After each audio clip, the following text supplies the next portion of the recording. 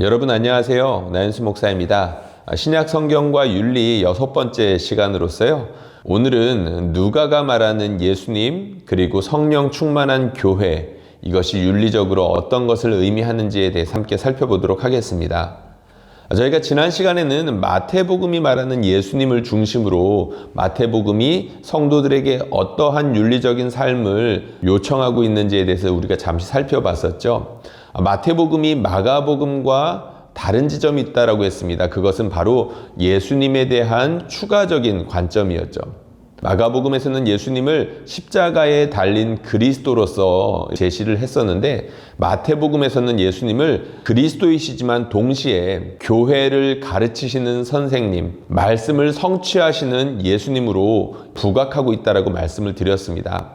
그러다 보니까 마태가 중요하게 생각하는 곳은 교회 공동체이며, 그 공동체의 특징은 다름 아닌 선생님으로부터 가르침을 받고 그 선생님을 따라가는 제자의 삶을 살아가는 그것에 대해서 마태가 강조하고 있다고 했었죠. 특별히 그 가르침의 핵심에는 긍휼의 해석학, 자비의 해석학, 바로 내 형제를 뜨겁게 사랑하는 것에 있다라고 말씀을 드렸습니다.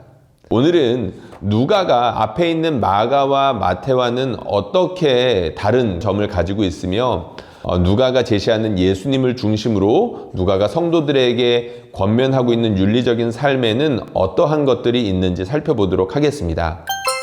그렇다면 누가는 예수님을 어떻게 바라보고 있을까요? 첫 번째 제목에 보면 누가 행전이라는 표현을 쓰고 있는데, 여기서 말하는 누가 행전이라 하면 누가가 작성했던 누가복음과 사도행전을 합친 그 제목을 말합니다. 누가복음과 사도행전의 기록자를 우리는 누가라고 믿고 있는데, 이 사도행전과 누가복음을 보면 예수님에 대한 동일한 관점, 즉 누가의 관점이 나타나고 있습니다.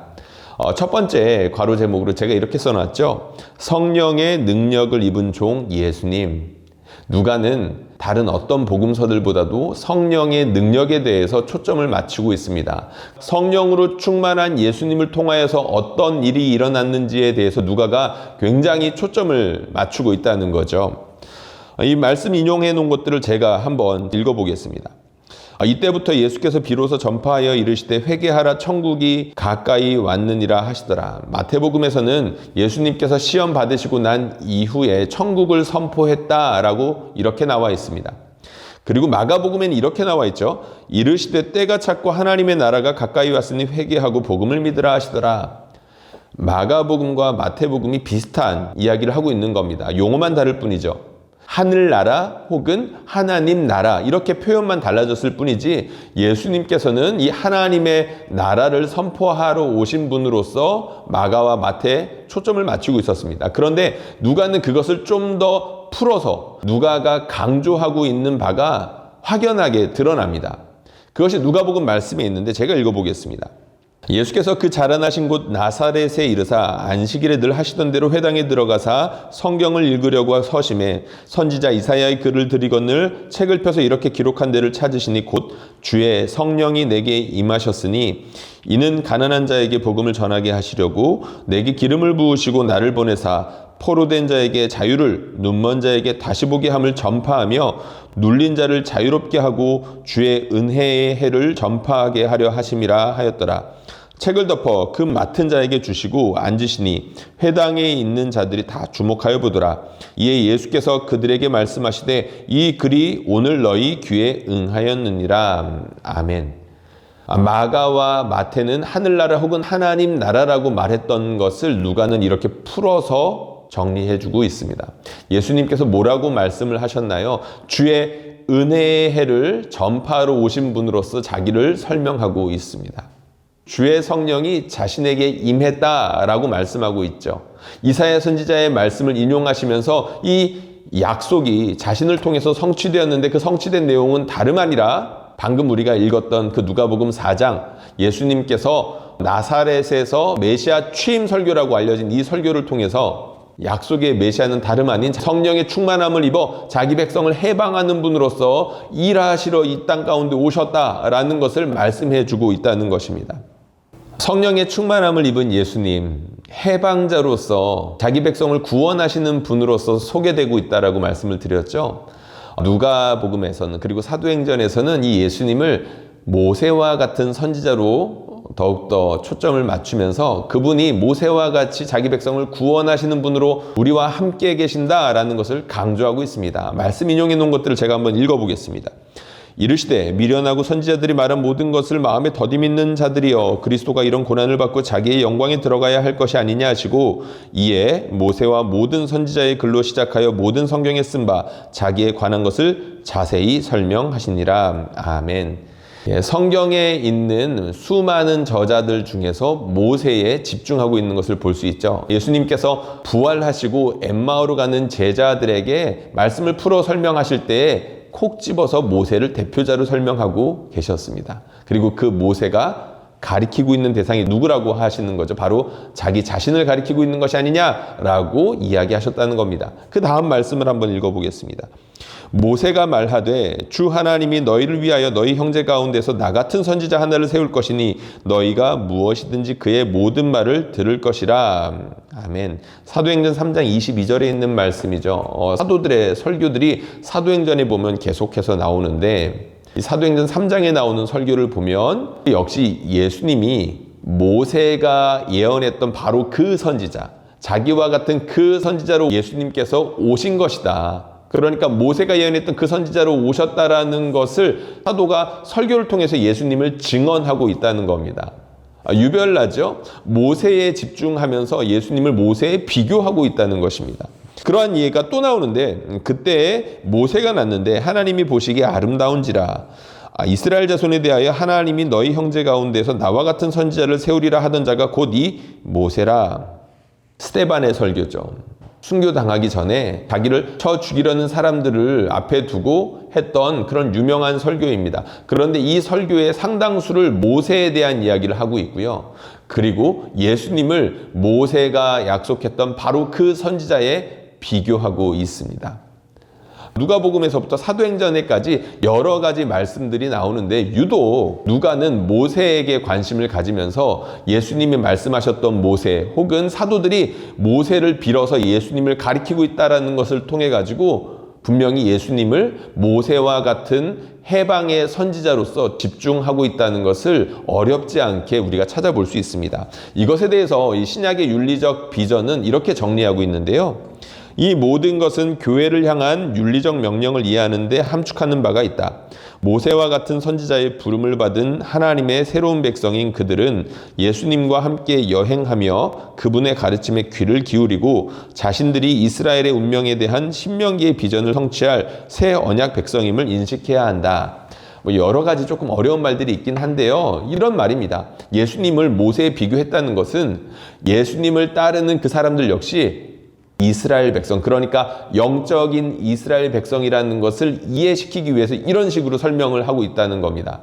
예수님이 모세라면, 예수님을 따르는 사람들이라면 모세를 따랐던 이스라엘 백성이 될 수 있다는 거죠. 그런데 모세를 따랐던 이스라엘 백성은 어떻게 되었습니까? 하나님을 따르는 것에 있어서 상당수 실패했었습니다. 광야에서 죽도록 고생했죠. 하나님께 불순종하면서 모세를 거역하고 죽이려고 했던 적이 얼마나 많이 있었는지 모릅니다. 그러나 영적인 이스라엘, 즉 예수 그리스도를 따르는 백성이라면 자신을 구원하신 예수님을 따르는 데 있어서 옛날 이스라엘과는 달리 우리 주님을 올바르고 확실하게, 신실하게 따라야 한다라는 것을, 이런 예수님을 모세에 비교하는 것을 통해 그 의미를 함의하고 있다라고 이야기할 수 있다는 것입니다. 이어서 누가는 예수님을 의로운 순교자로서 계속해서 집중하고 있습니다. 몇 가지 이제 말씀들을 인용해 놓았는데요. 그 중에서 사도행전 7장 52절 하나만 인용해 보겠습니다.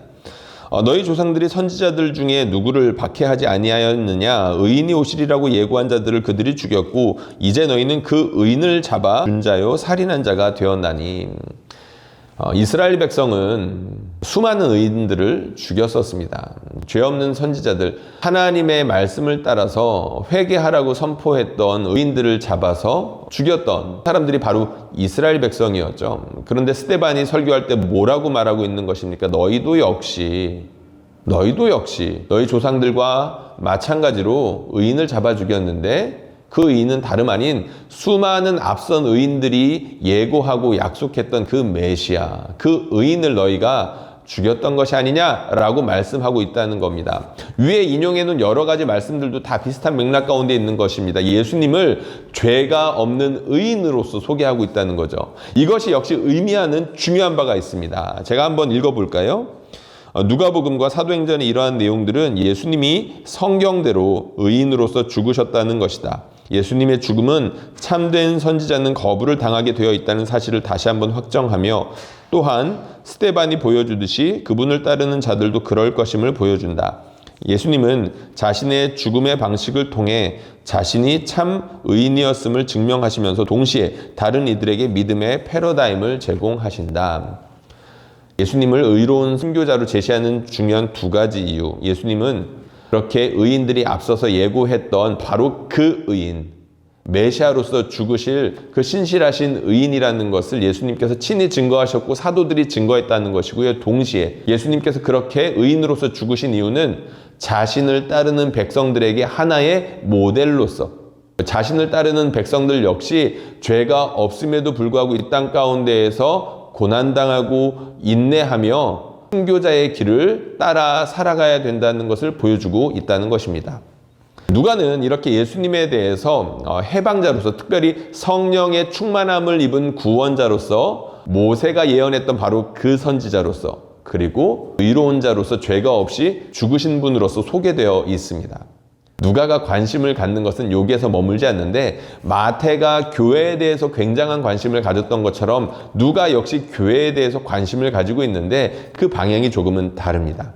예수님이 어떤 분이신지에 대해서 초점을 맞추는 것이 조금씩 다르다 보니까 교회가 어떤 곳이냐, 어떤 사람들이 모여서 어떠한 혜택을 입으며 어떠한 사명을 감당하는 것이 교회냐라는 것에 있어서 마태가 바라보는 교회, 누가가 바라보는 교회가 조금씩 차이가 있다는 건데요. 큰 제목이 제가 이렇게 써놓았죠. 성령의 능력 안에 있는 교회. 누가는 성령에 초점을 맞추고 있습니다. 예수님이 성령의 능력을 입은 분으로서 교회와 함께 하시는 일이 무엇일까요? 성령 부어주시는 일이겠죠.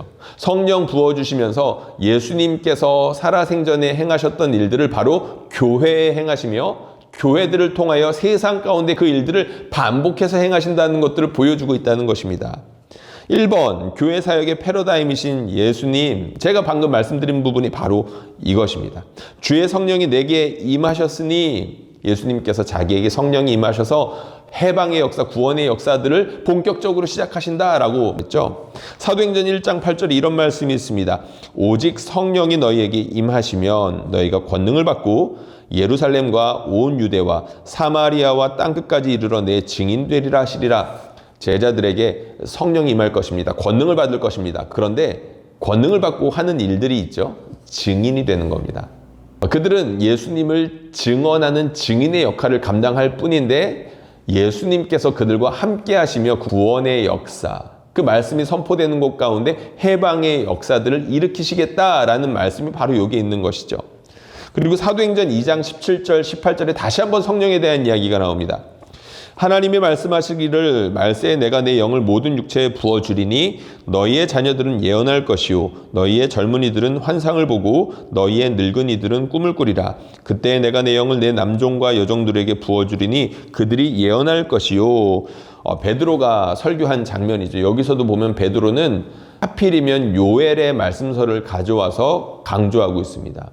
하나님께서 말세에 하실 일, 그러니까 그 메시아가 본격적으로 활동하며 이 땅 가운데 성령을 부어주시며 하나님의 나라를 임하게 할 그때의 모습을 요엘서의 말씀으로 풀어서 설명하고 있다는 것이죠. 내 영을 모든 육체에 부어줄 것이다.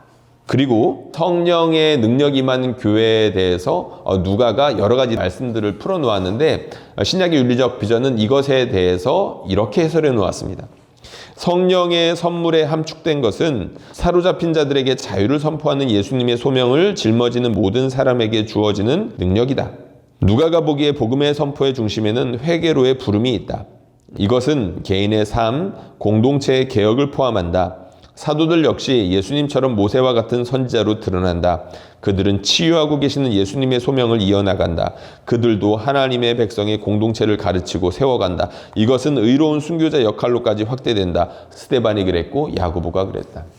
성령이 임했을 때 예수님을 통해서 놀라운 표적과 기사들이 나타났는데 흥미롭게도 정말로 놀랍게도 사도행전을 보면 그 역사들이 교회들을 통해서 처음에는 사도들을 통해서 그리고 교회들을 통해서 반복해서 일어났다라는 것을 보여주고 있습니다.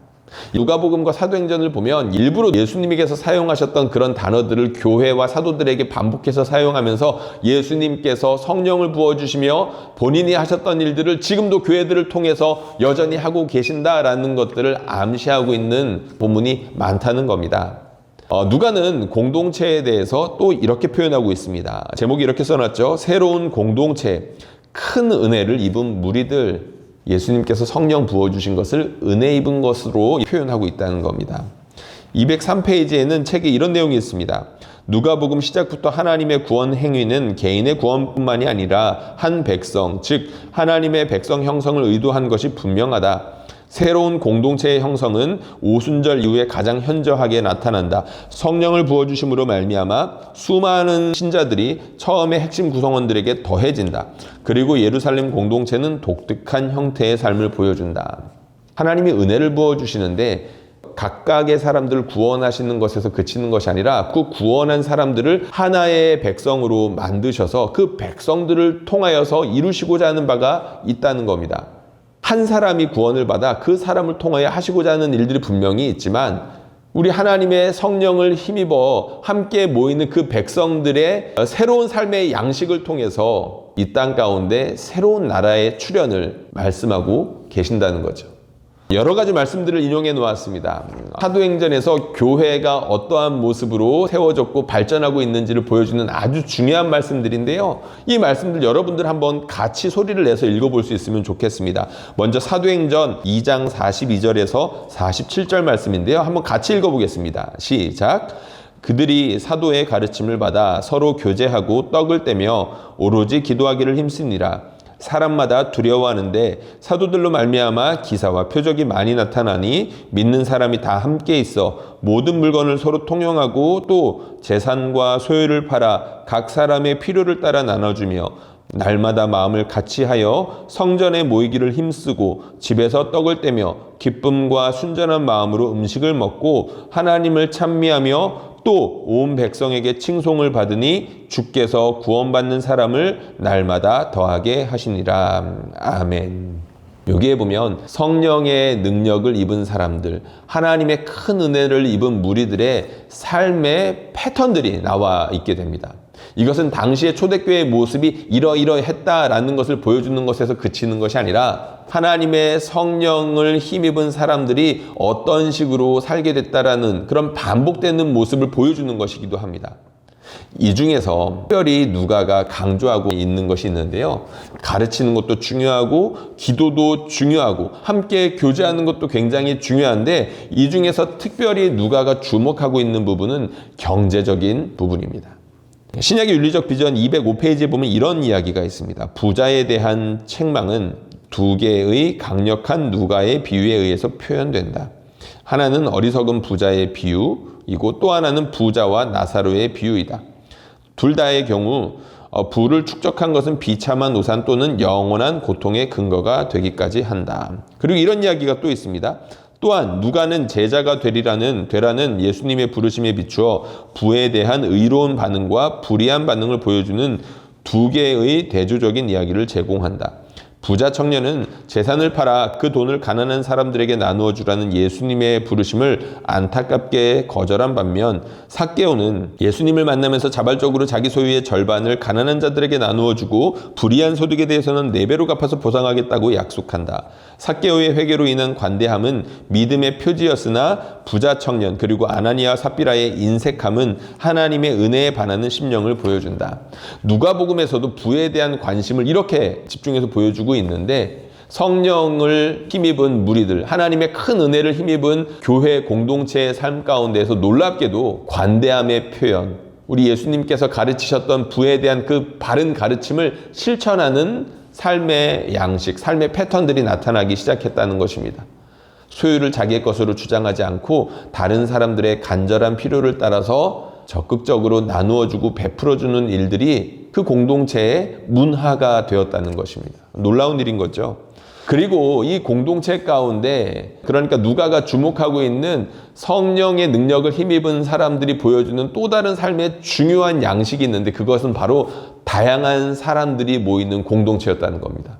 나와 비슷한 사람이 모이는 것이 아니라 나와 다르지만 그 다른 사람들에게 급진적으로 열려 있으며 품어줄 수 있는 공동체의 모습들이 누가복음과 사도행전에 연속해서 나타나고 있다는 거죠. 그것을 극적으로 보여주고 있는 것이 사실 12제자인데 동시에 이러한 모습들이 사도행전에서도 계속해서 나타나고 있습니다. 그 중에서도 사도행전 13장에 있는 말씀을 제가 한번 읽어보겠습니다. 안디옥 교회에 선지자들과 교사들이 있으니 곧 바나바와 니게르라 하는 시므온과 구레네 사람 루기오와 분봉한 헤롯의 젖동생 마나엔과 및 사울이라. 여기에 보면 인종을 표현하는 니게르라든지 신분을 표현하는 분봉왕 헤롯의 젖동생이라는 표현이라든지 그리고 구레네 사람, 이렇게 민족을 달리하는 사람이라는 거죠. 안디옥 교회에는 다양한 사람들이 모여 있었습니다. 그런데 그런 다양한 사람들이 지도자가 되어서 교회를 함께 목회하고 있었다라는 것을 보여주고 있죠. 여러분, 이거 쉬운 일입니까?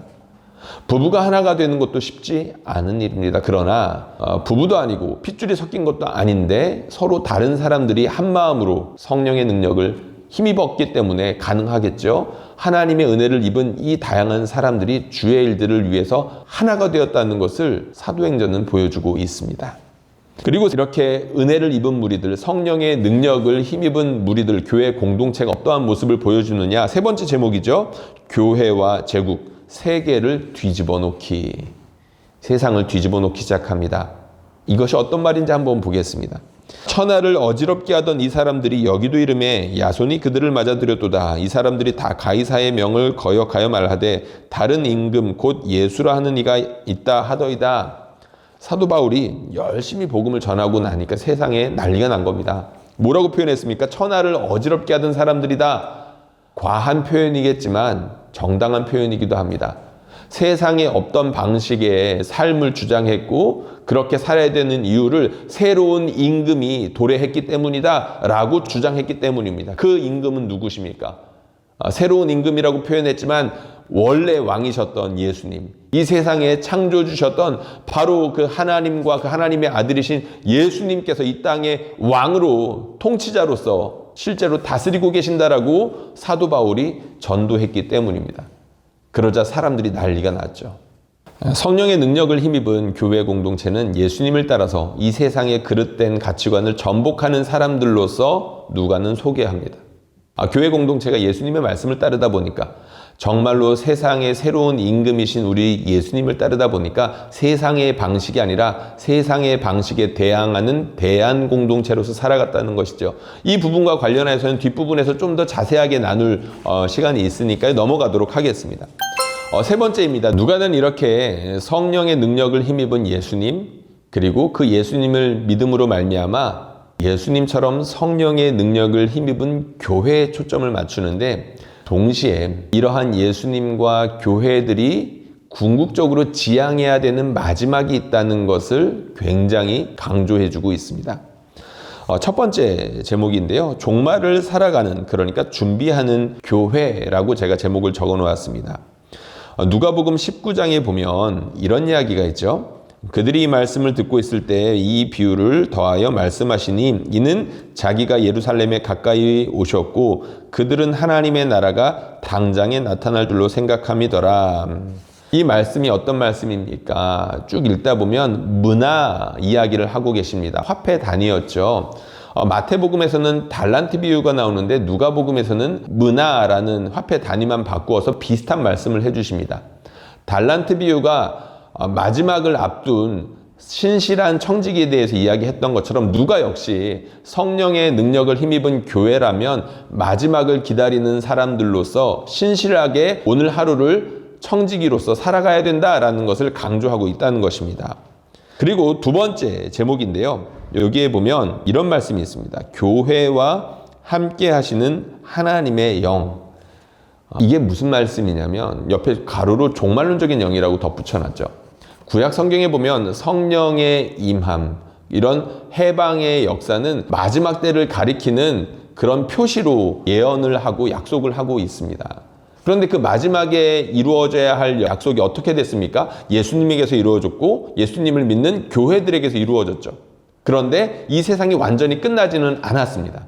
다시 말해서 종말이 시작되었다라는 것을 보여주고 있다는 겁니다. 완전한 끝은 아니지만 마지막이라고 약속되었던 그 실제가 교회 공동체를 통해서 이루어지면서 마지막을 향해서 더욱더 가속 페달을 밟기 시작했다라고 누가가 이야기하고 있다는 것이죠. 사도행전 3장 21절에 보면 이런 말씀이 있습니다. 하나님이 영원 전부터 거룩한 선지자들의 입을 통하여 말씀하신 바 만물을 회복하실 때까지는 하늘이 마땅히 그를 받아두리라. 만물을 회복하실 때까지. 우리 하나님의 약속, 구약 선지자들은 우리 주님께서 마치 단번에 만물의 마지막을 가져오실 것처럼 약속을 했는데 예수님께서 오셔서 교회 공동체를 통해서 이루시는 것들을 보니까 점차적으로 그 일들을 진행하기 시작했던 것입니다. 그러니까 이 종말의 순간이 한순간에 확 온 것이 아니라 예수님을 통하여 그 종말의 때가 시작이 되었다라는 거죠. 두 번째 이런 말씀이 있습니다. 하나님이 말씀하시기를 말세에 내가 내 영을 모든 육체에 부어주리니 너희의 자녀들은 예언할 것이요. 이 부분 베드로가 설교한 부분이었죠. 근데 사실은 요엘서를 보면 이 말세라는 말 대신에 원래는 그 후에 라는 표현이 되어 있습니다. 그러니까 설교할 때 이 부분을 의도적으로 말세라는 말로 바꾸어서 종말, 그러니까 이 성령의 역사, 성령의 임함은 종말의 때를 표시해 주는 것이다. 이미 마지막 때가 시작되었다는 것을 강조하기 위해서 일부러 이 표현을 쓰고 있다는 것입니다. 신약의 윤리적 비전은 이것을 이렇게 설명하고 있습니다. 성령이 역사하는 교회는 정적으로 머물러 있지 않는다. 성령이 새 백성을 모으고 그 모양을 형성하심에 따라 옛 장애물과 간섭들은 무너진다. 종말의 때가 시작이 되었다는 겁니다. 마지막에 일어나야 되는 그 최종적인 구원의 모습이 예수님을 통해서 그리고 성령의 능력을 힘입은 교회들을 통해서 이 땅 가운데 이미 시작되었다는 거죠. 하나님의 나라가 가까이 왔다라는 예수님의 말씀, 우리가 성령을 힘입어 이 교회 공동체 가운데 그리고 말씀을 따라 이 세상 가운데 살아갈 때에 맛보며 보여주며 살아갈 수 있게 되었다는 것입니다. 저는 이 부분이 참 많이 가슴이 뛰었습니다. 성령께서 역사하시는 교회는 가만히 있을 수 없다는 거죠. 정적으로 머물러 있을 수 없다는 겁니다. 왜 그렇습니까? 우리 하나님 일하시기 때문입니다. 나를 사랑하셔서 나에게 일하셨던 것처럼 이 세상을 이처럼 사랑하시기 때문에 나를 통하여 교회를 통하여 끊임없이 일하신다는 거죠. 특별히 이 말씀을 보면서 가슴이 뛰었던 것은 우리 교회 가운데에서 성령님께서 일하신다는 것이 느껴졌기 때문입니다. 참으로 감사한 일이고 위로가 되는 일이면서 우리 하나님의 부르심에 하나님께 합당한 모습으로 신실하게 살아야겠다라는 다짐을 하게 되더라는 것입니다. 세 번째 괄호입니다. 종말론적인 역전. 아까 제가 이 세상적인 가치관이 뒤집어지는 것, 그러니까 제국의 모습을 뒤집는 모습으로 교회 공동체가 그려지고 있다. 누가복음에서는 그렇게 소개되고 있다라고 했었죠. 바로 이것을 두고 이야기를 하는 건데요. 누가복음에 보면 유명한 말씀이죠. 마리아의 노래라고 나오는데 이렇게 말하고 있습니다. 마리아가 이르되 내 영혼이 주를 찬양하며 내 마음이 하나님 내 구주를 기뻐하였음은 그의 여종의 비천함을 돌보셨음이라. 보라 이제 후로는 만세의 날을 복이 있다 일컬으리로다. 능하신 이가 큰 일을 내게 행하셨으니 그 이름이 거룩하시며 긍휼하심이 두려워하는 자에게 대대로 이르는도다. 그의 팔로 힘을 보이사 마음의 생각이 교만한 자들을 흩으셨고 권세 있는 자를 그 위에 내리치셨으며 비천한 자를 높이셨고 줄이는 자를 좋은 것으로 배불리셨으며 부자는 빈손으로 보내셨도다. 그 어린 마리아가 성령의 능력으로 놀랍게 잉태하게 되었는데 감사하면서 이렇게 찬양했던 것입니다. 그런데 그 찬양의 내용은 다른 것이 아니라 하나님께서 가난한 자를 일으키시고 이 세상 가운데 비천하게 여김을 받던 사람들이 놀랍게 높임을 받게 되었다라는 내용의 노래를 하고 있는 것이죠. 근데 이런 비슷한 주제들이 누가복음과 사도행전이 끊임없이 반복해서 나오게 됩니다. 베드로의 설교인데요. 하나님이 말씀하시기를 말세에 내가 내 영을 모든 육체에 부어주리니 너희 자녀들은 예언할 것이요. 반복해서 제가 이 베드로의 설교를 인용하고 있는데 사실 이 말씀은 하나님의 영이 교회에 임했다, 말세를 증거한다라는 표시도 되지만 중요하게 어떤 것을 알려주냐면 하나님의 영은 사람들을 가리지 않고 은혜를 따라서 무차별적으로 주어진다는 것을 보여주고 있습니다. 이 세상은 사람들을 차별하죠. 그러나 우리 하나님께서는 그 영을 부어주시는데 누구에게 부어주십니까? 자녀들, 어른들에게만 부어주시는 것이 아니라 힘없어 보이는 자녀들에게 부어주십니다. 그리고 젊은이들, 그리고 늙은이들, 이 세상의 주류가 아니라 이 세상의 비주류라고 일컬어지는 그런 사람들에게도 하나님께서 성령을 부어주시면서 하나님의 일들을 행하신다라고 베드로가 설교하고 있다는 것이죠. 여기에 보면 이런 누가복음에서 나타나는 가치관의 전복 혹은 이 세상의 차별적인 그런 모습들을 새롭게 바꿔가시는 성령의 역사들에 대해서 이렇게 정리를 해놓았습니다. 부자와 나사로의 이야기, 세리와 죄인들을 하나님 나라에 받아들이는 이야기, 돌아온 탕자의 비유, 이 모든 이야기는 사도행전에서의 유사한 역전을 예고한다. 특히 누가는 여성들에 대하여 인상적으로 묘사한다. 여성은 구원사를 전개시키는데 꼭 필요한 원숙한 인물로, 그리고 하나님에 대한 인격적 반응을 가장 중요하게 여기는 인물들로 묘사된다. 성령의 종말론적 역전의 능력이 누가가 알고 있던 전통 속에서 역사했다. 이 능력이 여성들을 자신들이 이전까지 누리지 못했던 지위로 일으킨다. 또 이런 말이 있습니다. 누가의 윤리적 비전은 십자가의 복음이 지혜와 권력에 대한 세상의 생각을 전복시킨다는 바울과 신학적으로 일치한다. 주의 은혜의 해가 드디어 왔다는 증거는 점점 퍼져나간다. 주님의 은혜의 해가 어떤 식으로 이 세상에 드러납니까? 세상에 왜곡된 그리고 억압하는 가치관들이 개혁되는 겁니다. 우리 주님의 뜻대로 말이죠. 이 세상에서는 차별받았지만 힘이 없고 가난하다는 이유로 무시받았지만 우리 주님의 성령 안에서 특별히 성령의 능력을 힘입은 그 무리들, 교회 공동체 가운데서 그러한 일들이 일어나고 교회를 통하여 세상 가운데 나타나게 된다는 것을 누가는 비전으로서 제시하고 있다는 것입니다. 이것을 단지 뜬구름 잡는 그런 그림으로서만 보여주는 것이 아니라 성령이 역사했을 때 정말로 이런 일들이 일어났고 반복되게 교회가 세워지는 곳마다 그런 일들이 나타났다. 사도 바울이 전도했을 때 이 세상을 혼잡하게 하는 사람들, 천하를 어지럽히는 자들로 평가받을 만큼 이 세상에 없던 일들이 교회들을 통해서 일어났다라고 누가가 주목하고 있다는 것입니다. 누가가 이렇게 예수님에 대해서, 교회에 대해서, 그리고 마지막의 때에 대해서 이렇게 이야기를 했는데 지금까지 말한 것들을 다음과 같이 정리해 보았습니다. 우리가 함께 읽어봤으면 좋겠는데요. 첫 번째부터 읽어보겠습니다. 시작. 교회는 약속된 끝을 향하여 나아가고 있다. 두 번째입니다. 교회는 하나님의 백성으로서 이스라엘과 연속성을 갖는다. 세 번째입니다. 교회는 출애굽했으니 아직 가나안에 도착하지 않은 여행에 동참하는 중이다. 모세와 같은 위대한 예수님은 이 길의 인도자가 되신다. 그래서 누가는 그리스도인의 삶을 즉 길로서 제시한다. 네 번째입니다. 누가가 제시하는 교회는 담대하게 공적인 무대에서 활동하며 복음을 합리적인 용어로 거의 모든 사람들에게 권면하며 개방적인 반응을 기대한다. 다섯 번째입니다. 누가의 어조에는 처음부터 끝까지 기쁨과 찬양이 묻어있다. 이 부분이 저는 참 좋습니다. 누가복음을 좋아하는 이유, 사도행전을 좋아하는 이유는 바로 이것 때문인데요. 기쁨이 충만합니다. 개혁, 세상을 뒤집는 것, 마음을 뛰게 하죠. 그런데 더 중요한 것은 우리가 하나님께 받은 은혜가 충만하기 때문에 그것이 넘쳐 흘러서 세상으로 흘러가는 것이지 뭔가 다른 내 목표와 목적 의식이 있기 때문에 사람의 의지를 통해서 이런 것들이 되는 게 아니라는 겁니다. 하나님께 은혜가 너무나도 크기 때문에 그것이 흘러 넘치는 이야기가 누가복음과 사도행전에는 풍성하게 있습니다. 여섯 번째입니다. 성령이 교회의 사역과 증거의 능력을 부여한다. 우리는 증인으로서 일한다라고 했죠. 세상을 개혁하는 사람으로서의 사명이 있다기보다는 증인으로서 우리에게 맡겨진 일들을 감당하는 것뿐입니다. 그런데 그 증인의 역할을 감당할 때 개혁적인 일들이 일어나는 것이고 세상이 전복되는 일들이 일어나는 것이죠. 마지막입니다. 성령이 일하는 곳에는 해방이 진행된다. 구원이 일어난다라는 것입니다. 갇혔던 사람들이 풀려나고 아팠던 사람들이 고침을 받고 가난했던 사람들이 하나님의 능력 가운데에서 부유하게 살아갈 수 있는 일들이 일어나게 된다는 것입니다. 누가가 제시하는 윤리적인 비전. 어떠셨습니까? 잘 들으셨으면 좋겠고요. 여러분들의 삶에 구체적으로 적용할 수 있는 일들이 있었으면 좋겠습니다. 무엇보다도 말씀을 보는 눈이 새롭게 열리면서 여러분들의 삶에 구체적으로 적용할 수 있기를 바랍니다.